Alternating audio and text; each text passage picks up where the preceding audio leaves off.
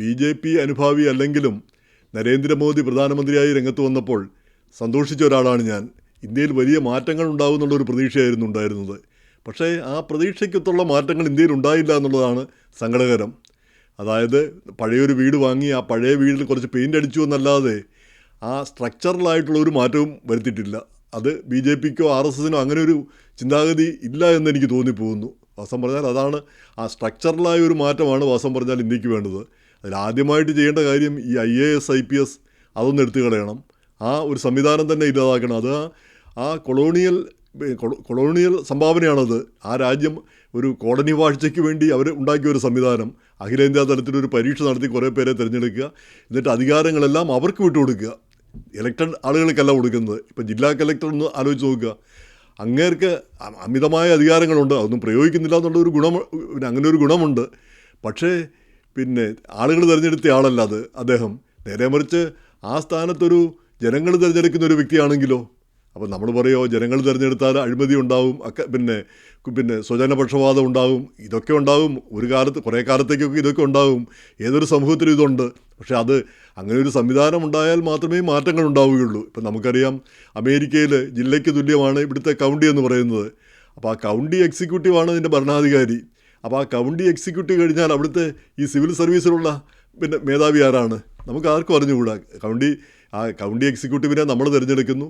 അദ്ദേഹത്തിന് താല്പര്യമുള്ള ചിലരെ ചീഫ് ഓഫ് സ്റ്റാഫ് എന്നൊക്കെ പറഞ്ഞ് നിയമിക്കുന്നു. അവരാണ് ഭരണത്തിൻ്റെ ചുക്കാൻ പിടിക്കുന്നത്. അത് ഏതൊരു ഡിപ്പാർട്ട്മെൻറ്റിലും. നേരെ മറിച്ച് ഇപ്പം ജില്ലാ കലക്ടർക്ക് അദ്ദേഹത്തിൻ്റെ മേലുദ്യോഗസ്ഥരോടാണ് പ്രതിബദ്ധത. അവർ പറയുന്നതാണ് അനുസരിക്കുക എന്നല്ലാതെ ജനങ്ങളോട് നേരിട്ട് ഉത്തരവാദിത്തങ്ങളൊന്നുമില്ല. അപ്പോൾ എന്തായാലും ഈ നമ്മുടെ ഒരു സംവിധാനം അഖിലേന്ത്യാ തലത്തിലാണെങ്കിലും ഈ ഒരു പഴയ സ്ട്രക്ചർ, ആ സ്ട്രക്ചറിലൊരു മാറ്റം വരുത്തേണ്ടതില്ലേ? ഇപ്പോൾ ഉദാഹരണത്തിന് IASകാർ ഇപ്പം റിസർവ് ബാങ്കിൻ്റെ ഗവർണറായിട്ട് മുൻ ഗവർണർ അദ്ദേഹം ഹിസ്റ്ററിയാണ് പഠിച്ചത്. ഹിസ്റ്ററി പഠിച്ച ആൾക്ക് എക്കണോമിക്സുമായിട്ട് എന്താ ബന്ധമിരിക്കുന്നത്? പറഞ്ഞ വർഷം മാത്തെങ്കിലും പഠിച്ചിരുന്നെങ്കിൽ നമുക്ക് മനസ്സിലാക്കാൻ പറ്റുമായിരുന്നു. എക്കണോമിക്സോ മാത്തോ അല്ലെങ്കിൽ കൊമേഴ്സോ പഠിച്ചിരുന്നെങ്കിൽ. എന്ന് പറഞ്ഞ പോലെയാണ് കൃഷിയുടെ സെക്രട്ടറി ആവുന്ന ആൾ കൃഷിയായിട്ട് യാതൊരു ബന്ധമില്ലാത്ത ഒരാളാണെങ്കിൽ എന്താ അർത്ഥം ഇരിക്കുന്നത്? വ്യവസായമായിട്ടൊരു ബന്ധമില്ല. IASകാർ അതിൻ്റെ ഏറ്റവും നല്ല ഉദാഹരണം കണ്ടത് ലോക കേരള സഭ ഇവിടെ ന്യൂയോർക്കിൽ നടന്നപ്പോൾ അമേരിക്കയിലെ ഇമിഗ്രേഷനെ പറ്റി വാസുകി IAS ആണ് പ്രബന്ധം അവതരിപ്പിച്ചത്. എന്താ പറയുക, ഈ വാസുകി IASന് അമേരിക്കയിലെ ഇമിഗ്രേഷനെ പറ്റി അറിയത്തില്ല എന്ന് ഞാൻ പറയുന്നില്ല. ആരെങ്കിലുമൊക്കെ പറഞ്ഞു കേട്ടതറിയാം, വായിച്ചറിഞ്ഞതറിയാം, ഒക്കെ ശരി തന്നെ. പക്ഷേ ഇവിടെ അറിയാവുന്ന ആളുകൾ, നേരിട്ട് അനുഭവിച്ചറിഞ്ഞ ആളുകളുണ്ട്. അവരോട് ചോദിച്ചാൽ, അവരെ കൊണ്ട് എഴുതിപ്പിച്ചാൽ എത്രയോ മാറ്റം വരും, എത്രയോ വ്യത്യാസം വരും. അതിന് പകരം അധികാരമെല്ലാം അവരുടെ കയ്യിൽ ഒതുക്കി വെച്ചിരിക്കുന്നു. ഒരു കാര്യവും വേറൊരു രംഗത്ത് ശക്തിപ്പെടാനായിട്ട് അല്ലെങ്കിൽ അവരുടെ എക്സലൻസ് കാണിക്കാനായിട്ടുള്ള അവസരം ഇല്ലാതാക്കുന്നു.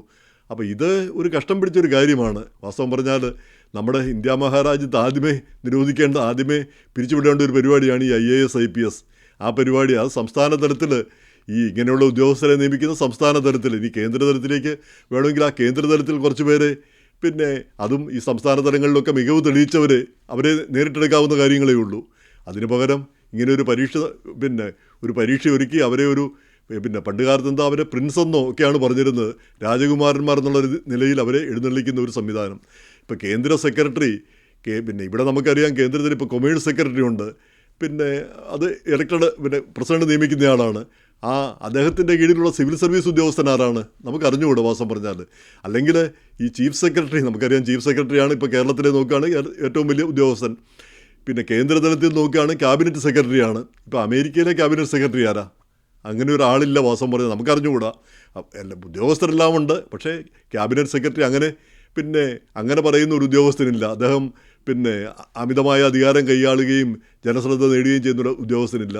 അപ്പോൾ ചുരുക്കി പറഞ്ഞാൽ ഉദ്യോഗസ്ഥരുടെ കയ്യിലാണ് കാര്യം ഇരിക്കുന്നത്. ഈ പ്രധാനമന്ത്രി മോദിയെപ്പോലെയും മുഖ്യമന്ത്രി പിണറായി വിജയനെപ്പോലെയും ശക്തരായ ആളുകൾ, അവർക്കിവരെ നിയന്ത്രിക്കാൻ പറ്റും. ഈ ദുർബലരായ മന്ത്രിമാരും ഈ ദുർബലനായ ഒരു പ്രധാനമന്ത്രിയോ മുഖ്യമന്ത്രിയോ ഒക്കെ ആണെങ്കിൽ ഇവരിട്ട് അമ്മാനമാടും. അതാണ് നടന്നുകൊണ്ടിരിക്കുന്നത്. അപ്പോൾ ഒരു സ്ട്രക്ചറൽ മാറ്റമാണ് ഇന്ത്യയിൽ വേണ്ടത്. അപ്പോൾ ഇത് ഞാനിപ്പോൾ പറയാനുള്ള ഒരു കാരണം, ഇപ്പം ഈ IASകാരും IPSകാരും ചെയ്യുന്നത് എന്താണ്? ചിലർ പാവപ്പെട്ട വീട്ടിൽ നിന്ന് വന്നവരായിരിക്കും. അപ്പോൾ അവരുടെ പ്രധാനപ്പെട്ട ലക്ഷ്യം എന്താണ്? നല്ലൊരു വീട്ടിൽ നിന്ന്, ഇത്തിരി പണമുള്ള വീട്ടിൽ നിന്ന് കല്യാണം കഴിക്കുക, ജീവിതം സെക്യൂർ ആക്കുക, ഇതാണ് അവർ ലക്ഷ്യമിടുന്നത്, അല്ലാതെ ജനസേവനമോ. കാരണം ജനസേവനത്തിൻ്റെ കാര്യമൊന്നും അവർക്ക് ജനത്തെ സേവിക്കാവുന്നൊന്നും അവരാരോടും പറഞ്ഞിട്ടൊന്നുമില്ല. അവർ കഷ്ടപ്പെട്ട് പരീക്ഷ എഴുതി ഒരു ഉദ്യോഗം നേടുന്നു, അത്രയേ ഉള്ളൂ.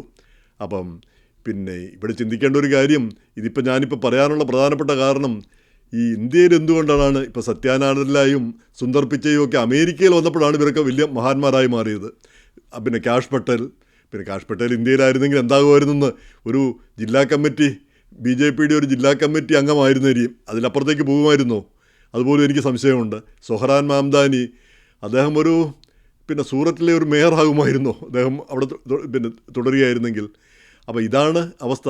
കാരണം അവിടെ ഉയർന്നു വരാനുള്ള അവസരങ്ങളില്ല, അവിടെ അതിനുള്ളൊരു എക്കോ സിസ്റ്റം ഇല്ല. അത് ഇല്ലാതാക്കുക എന്നുള്ളതാണ് ഈ അധികാര തലത്തിലുള്ള ആളുകൾ ചെയ്തുകൊണ്ടിരിക്കുന്നത്. അതിനെ മറികടക്കാനായിട്ട് ഈ രാഷ്ട്രീയ നേതൃത്വത്തിന് കഴിയുന്നുമില്ല. ഈ രാഷ്ട്രീയ തലത്തിൽ അങ്ങനെ ഒരു എക്കോ സിസ്റ്റം ഉണ്ടാക്കാനായിട്ട് തൊട്ടതിനും പിടിച്ചതിനും എല്ലാം നിയമങ്ങൾ, തൊട്ടതിനും പിടിച്ചതിനും എല്ലാം പ്രശ്നങ്ങൾ, അതിന് എല്ലാം അനുമതി തേടണം, എല്ലാം അത് വേണം ഇത് വേണം, അങ്ങനെ വരുമ്പോഴത്തേക്ക് ഒരു കാര്യം നടക്കുകയില്ല. അതിന് പുറമെ നമുക്ക് ആ ഇൻഫ്രാസ്ട്രക്ചറിലുള്ള നമ്മുടെ കുറവുകൾ, ഇപ്പോൾ അമേരിക്കയുടെ സംവിധാനങ്ങളൊന്നും നമുക്കില്ല. അതുപോലെയുള്ള ഇൻ്റർനെറ്റിൻ്റെ സംവിധാനങ്ങളും മറ്റും നമുക്കില്ല. അതുകൊണ്ടാകാനായിട്ട് അതിന് മാത്രമുള്ള പണമുള്ള ഒരു രാജ്യമല്ല നമ്മൾ. അതുപോലെ തന്നെ ആളുകൾക്ക് അതുപോലുള്ള പർച്ചേസിങ് പവറില്ല. അവരെല്ലാം പാവപ്പെട്ടവരാണ്. പാവപ്പെട്ടവർ ഈ അമേരിക്ക പോലെ സാധനങ്ങൾ വാങ്ങുക, അല്ലെങ്കിൽ അതുപോലുള്ള ഈ വിനിമയങ്ങൾ നടക്കുകയോ ചെയ്യണമെന്ന് പറഞ്ഞാൽ അതും ഒട്ടും നടക്കുന്ന കാര്യമല്ലല്ലോ. അപ്പോൾ അങ്ങനെയുള്ള ഒരു രാജ്യത്ത് ഇവയൊക്കെ ഉണ്ടാക്കി എടുക്കാനായിട്ട് തൊട്ടതിനും പിടിച്ചതിനും നിയമങ്ങളും തടസ്സങ്ങളും പ്രശ്നങ്ങളും ഉണ്ടാക്കുന്നതിന് പകരം ആളുകൾക്ക് സ്വാതന്ത്ര്യം കൊടുക്കുന്ന ഒരവസ്ഥ വന്നാൽ എത്രയോ മാറിപ്പോകും. നമുക്കറിയാം, ഇന്ത്യൻ എക്കോണമി തുറന്നു കൊടുത്തതിന് ശേഷമാണ് മൻമോഹൻ സിംഗ് ഇന്ത്യൻ എക്കോണമി സ്വകാര്യ മേഖലയ്ക്ക് അവർക്ക് സജീവമായിട്ട് രംഗത്ത് വരാനായിട്ട് ഇന്ത്യൻ എക്കോണമി സർക്കാരിൻ്റെ നിയന്ത്രണത്തിൽ നിന്ന് ഒഴിവാക്കിയതിന് ശേഷമാണ്, ആ ലിബറലൈസേഷൻ വന്നതിന് ശേഷമാണ് ഇന്ത്യ പുരോഗമിക്കാൻ ആരംഭിച്ചത്. അതിനുശേഷമാണ് ഇന്ത്യയുടെ പുരോഗതി എല്ലാം ഉണ്ടായത്. എന്ന് പറഞ്ഞ പോലെ ഈ ടെക് മേഖലയിലും മറ്റു മേഖലകളിലെല്ലാം ആ സ്വാതന്ത്ര്യവും ജനങ്ങൾക്ക് അവരുടെ കഴിവ് പ്രകടിപ്പിക്കാനും വികസിപ്പിക്കാനുമുള്ള അവസരങ്ങളും ഉണ്ടാക്കുക എന്നുള്ളതാണ് ഒരു ഗവൺമെൻറ്റിൻ്റെ ദൗത്യം. തൊട്ടതിനും പിടിച്ചതിനും എല്ലാം നിയമങ്ങളും തടസ്സങ്ങളും ഉണ്ടാക്കുക എന്നുള്ളതല്ല. അപ്പോൾ അതിൻ്റെ ഈ നിയമങ്ങളും തടസ്സങ്ങളും ഉണ്ടാക്കുന്നതിൻ്റെ ഒരു പ്രധാന കക്ഷികളാണ് ഈ കൂട്ടർ, ഈ IAS-കാരും IPS-കാരും ഒക്കെ. അപ്പോൾ അവരെ ഒഴിവാക്കിയിട്ട് സർക്കാർ എന്ന് പറഞ്ഞാൽ ജനങ്ങൾ തിരഞ്ഞെടുക്കുന്ന ആളുകൾ, ആ ജനങ്ങൾ തിരഞ്ഞെടുക്കുന്ന ആളുകളായതുകൊണ്ടെന്താണ് കുഴപ്പം വരുന്നത്? അത് താൽക്കാലികമായിട്ടുള്ള പ്രശ്നങ്ങൾ ഉണ്ടാകുമായിരിക്കും. ഇപ്പോൾ ജില്ലാ കളക്ടറുടെ സ്ഥാനത്ത് ഒരു ജില്ലാ എക്സിക്യൂട്ടീവ്, ജനങ്ങൾ തിരഞ്ഞെടുക്കുന്ന ഒരു വ്യക്തി, അദ്ദേഹം നിയമിക്കുന്ന അല്ലെങ്കിൽ 2-3 പേര് ചേരുന്നത്, അദ്ദേഹം നിയമിക്കുന്ന മറ്റാളുകൾ, അവരുടെ നേതൃത്വത്തിൽ ഭരണം നടത്തിയാലെന്താണ് പ്രശ്നം ഇരിക്കുന്നത്? എന്തെങ്കിലും സംഭവിക്കുമോ? അപ്പം ഈ രാജ്യത്തെപ്പറ്റി അങ്ങനെ ഒരു അഴിച്ചുപണിയോ അല്ലെങ്കിൽ മാറ്റങ്ങളോ നമ്മുടെ രാജ്യത്ത് ആരും ചിന്തിക്കുന്നില്ല. അത് വളരെ ഖേദകരമാണ്. അപ്പം ഈ മോദിയിലും വാസം പറഞ്ഞാൽ BJPയിലൊക്കെ എൻ്റെ പ്രതീക്ഷ അതായിരുന്നു, വലിയ മാറ്റങ്ങൾ ഇവിടെ ഉണ്ടാക്കും. അദ്ദേഹത്തിൻ്റെ ആദ്യ പ്രസ്താവനകളൊക്കെ ഞാൻ ഓർക്കുന്നുണ്ട്. 6000 നിയമങ്ങൾ, ആവശ്യമില്ലാത്ത 6000 നിയമങ്ങൾ എടുത്തു കളയും. അപ്പോൾ ഞാൻ വിചാരിച്ചു ആവശ്യമില്ലാത്ത ഒരുപാട് നിയമങ്ങളൊക്കെ എടുത്തു കളയുമെന്ന്. ഇല്ല, അത്രയൊന്നും ഉണ്ടായില്ല. വലിയ മാറ്റങ്ങളൊന്നും ഉണ്ടായില്ല. ഇനിയിപ്പം മാറ്റങ്ങളൊന്നും ഉണ്ടാകാനുള്ള സാധ്യതയുമില്ല. കാരണം ഇപ്പം 3ാമത്തെ ടേമായി, രണ്ട് ടേം കഴിയാറാവുന്നു. ഇനി 3ാമത്തെ ടേം വന്നു കഴിഞ്ഞാൽ അപ്പോഴത്തേക്ക് പ്രശ്നങ്ങളെല്ലാം ഇന്ത്യ അന്താരാഷ്ട്ര തലത്തിലൊക്കെ പ്രശ്നങ്ങളെ നേരിടുകയാണ്. അപ്പോൾ അതിന് ശ്രദ്ധിക്കാൻ പോകുന്നു, ഇങ്ങനെ ഇന്ത്യയിൽ അഴിച്ചുപണിക്ക് ശ്രദ്ധിക്കാൻ പോകുന്നു. എന്തായാലും ഈ RSSും BJP അങ്ങനെയുള്ളവർ ഇങ്ങനെയുള്ള കാര്യങ്ങളിലാണ് ശ്രദ്ധിക്കേണ്ടത്. ഇന്ത്യയെ അഴിച്ചുപണിയുകയും ഇന്ത്യയിൽ ഇന്ന മാറ്റങ്ങൾ വരികയും ചെയ്യണം. ആർട്ടിക്കിൾ 370 എടുത്തു മാറ്റിയപ്പം അവിടെ കാശ്മീരിൽ കുറച്ചേറെ സമാധാനം വന്നു. അതുപോലെ ചില മാറ്റങ്ങൾ വരുത്താനായി എന്നല്ലാതെ ഒരു അടിമുടി മാറ്റം നമ്മുടെ ഭരണതലത്തിൽ ഉണ്ടാക്കാനായില്ല. ചില നിയമങ്ങളൊക്കെ മാറ്റി ചില താല്പര്യങ്ങൾ വെച്ച് എന്നല്ലാതെ നമ്മുടെ ആ സിസ്റ്റം ഒന്ന് അഴിച്ചു പണിയാനായിട്ട് ഇതുവരെ കഴിഞ്ഞിട്ടില്ല. അതിനുള്ളൊരു ശ്രമം വാസ്തവം പറഞ്ഞാൽ ഇനി ഉണ്ടാവേണ്ടതുണ്ട്. ഇവിടെ ഈ എന്തൊക്കെ പറഞ്ഞാലും പ്രസിഡന്റ് ട്രംപ് ഈ സിസ്റ്റത്തെ ഒന്ന് അടിച്ച് അദ്ദേഹം പറഞ്ഞെന്താ ആ കെട്ടിക്കിടക്കുന്ന ചെളിവെള്ളം ഒഴുക്കിക്കളയുമെന്നും പറഞ്ഞാണ് ആദ്യ തവണ പോയത്. അന്നേരമൊന്നും നടന്നില്ല. ഇപ്രാവശ്യം കുറേയെല്ലാം നടക്കുന്നു, കുറേ കാര്യങ്ങളെല്ലാം ചെയ്യുന്നു. ആ സിസ്റ്റത്തെ അടിമുടി മാറ്റാനായിട്ട് ശ്രമിക്കുന്നു. ആവശ്യമില്ലാത്ത ഡിപ്പാർട്ട്മെൻറ്റുകളും ആവശ്യമില്ലാത്ത ആളുകളെയൊക്കെ പിരിച്ചുവിടുകയും അങ്ങനെയൊക്കെയുള്ള കാര്യങ്ങളും മൊത്തത്തിൽ ഒരു മാറ്റത്തിന് ശ്രമിക്കുന്നു. അപ്പോൾ അങ്ങനെ ഒരു മാറ്റം ഇന്ത്യയിലും ഉണ്ടാവേണ്ടതുണ്ട്.